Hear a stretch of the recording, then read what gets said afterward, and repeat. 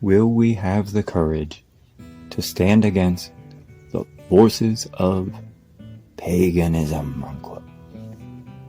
That is a quote from author Lucas Miles, who I have mentioned before. This author, he says that a group that he's a part of is the new modern-day digital Council of Nicaea. Now, folks, the original Council of Nicaea wasn't good news 2,000 years ago for Christians or anyone else, and it's not good news now. This book is called Pagan Threat, Confronting America's Godless Uprising. Mr. Miles claims that paganism is a thriving threat. Thriving!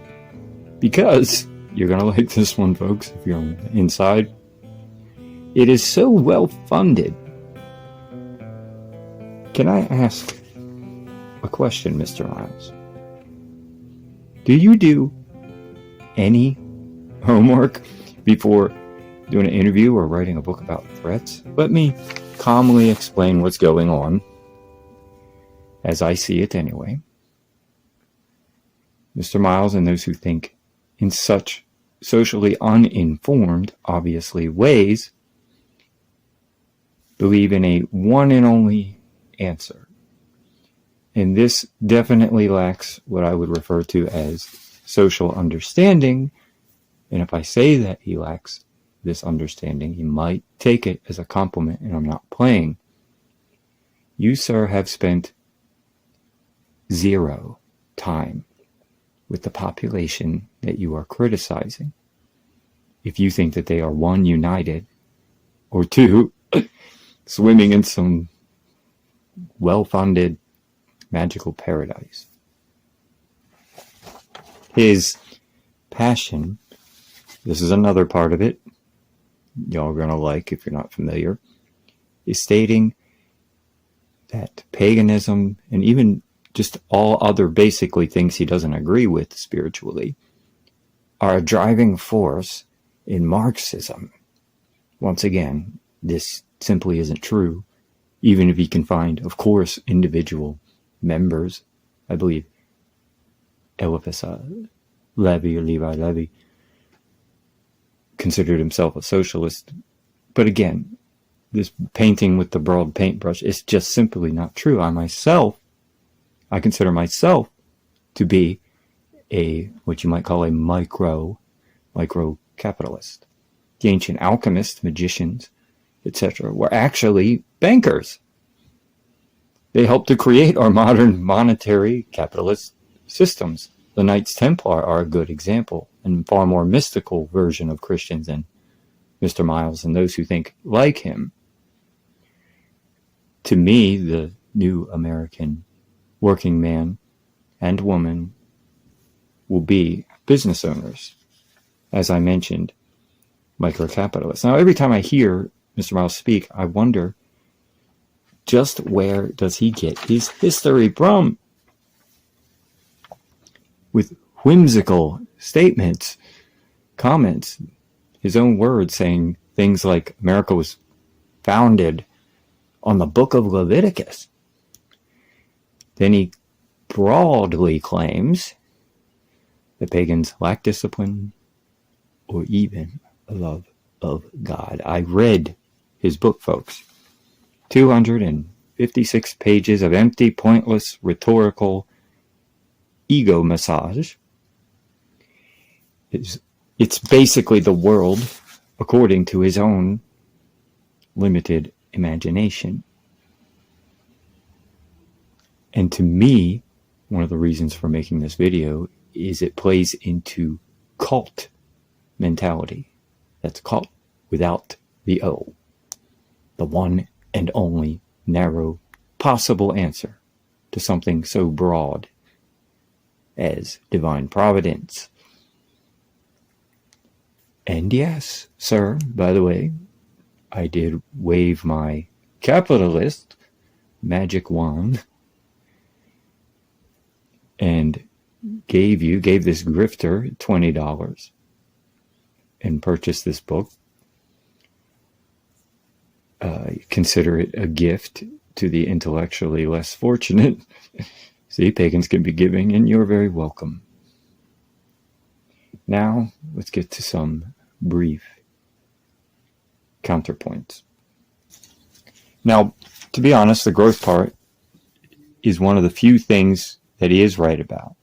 It is true that paganism, Wicca, and an interest in what are sometimes referred to as alternative spiritual paths, they are on the rise, actually have been for quite some time.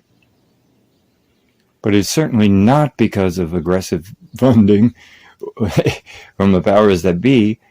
It is based on that at times, sometimes group activity or trust in authority goes down. These things happen in waves, and with the current scandals going on, it actually makes sense. And now I see this honestly as kind of a good thing. I think faith is a good thing. I think church is a good thing. And I think this is a sign of growth. It is a sign of spiritual maturity versus waiting for a guy like a grifter like this gentleman to give us the one and only truth as they see it. However, 20 minutes into any sort of exploration into a version of pagan community will reveal to you, and probably with contrarian, snarky comments, that this is in no way united fronts. Pagans are actually sharply divided politically. Now, there are few things, though, that will unite them to a degree. Trust me, this is a class of people that argues and debates a lot. So one would be a belief in First Amendment freedom of religion. This one, I guess you could say, goes without saying. The other one is a respect for nature, the environment, and understanding the therapeutic value of nature, whether they say it like that or not. For example, a hunter, a conservative pagan, a hunter, or maybe a fisherman down south, peacefully drifting through the swamps, might bond with nature through this activity and hunting, and that will be one of those points where they would agree with, I guess you would say, like the hippie eco pagans. So it's two things they generally have in common. He even mentions how he thought, those earth spirituality people, they think of the planet, they think of the earth as a temple. Said it like a bad thing, almost like an insult. And if you, Mr. Miles, do not view the earth as a temple, then you have a lot to learn about God's gifts to you. Now let's get to discipline. Claims, and I've heard this claim before, that pagans lack any sort of discipline in all ways. Like it's a laissez-faire. Like, I don't know, I guess he thinks they're a bunch of Marxists just waiting for stuff to be handed to them, or a bunch of, I don't know, victims or something, which is kind of the opposite of true pagan philosophy. But moving on, that is an issue. Discipline is an issue that is individual. And any faith can have people that are more disciplined or less. And yes, this includes with the sexual behavior, some of which is misinterpreted symbolism as far as pagan and Wicca and such go. So we're all different. Every individual will practice differently. Now let me get to my personal take. To me, as part of this path would be things, meditation, breath work. What about study? Learning things, including learning the Bible. But working out the body is part of the whole thing. It's actually, when done, I'm not going to say right or wrong, I'm going to say the way I do it. When I'm doing it well. It's a very disciplined practice. And disciplined human beings are more difficult to control. When you enter the path of personal transformation, it's not the easy path. A lot of people write off those who believe in magic. Oh, it's easy. That's the easy. Looking for tricks, looking for not putting in the blue collar, the hard work. It's just not true of the path. When you enter a transformative path through ancient or modern techniques, You enter a cave. You, even when you barely even are aware of it, bring about forces, wake them up, remember them in a way. The shadows, they come out. You are now in the Guild Warriors, the lineage of ancient psychology. The difficult inner war that comes through the death of the old self.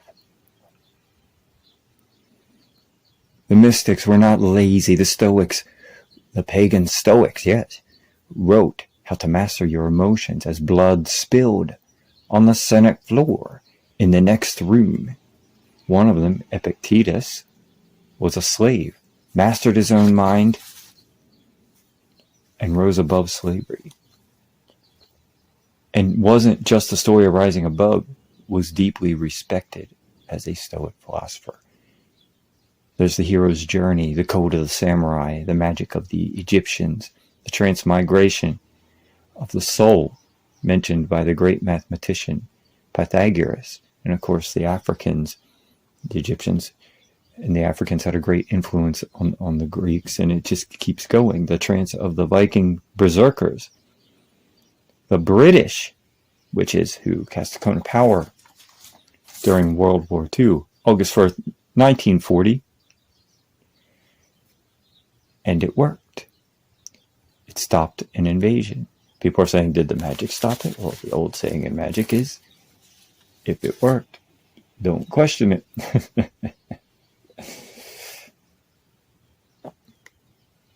Basically, Mr. Miles is making moral and ethical leaps, as well as some historical ones, to be 100% honest, about a subject that he's not informed about, that he certainly doesn't have much experience with that group of human beings that he's criticizing.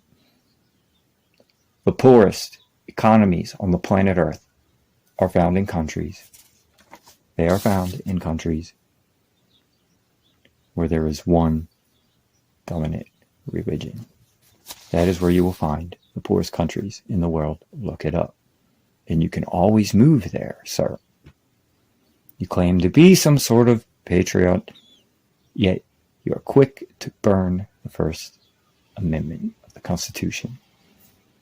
Quote, Congress shall make no law respecting the establishment of a religion or prohibiting the free exercise thereof. That, my friend, Mr. Miles, that is the foundation of a successful country. The reason I would even do a video like this in the first place is I see a rise in cult behavior. That's cult without the O in front of it.